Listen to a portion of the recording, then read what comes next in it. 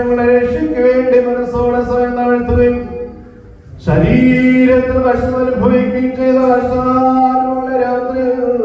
തന്റെ വിശുദ്ധാത്രം കൈവെള്ളത്ത് വാഴ്ത്തി ശുദ്ധീകരിച്ചു മുറിച്ചു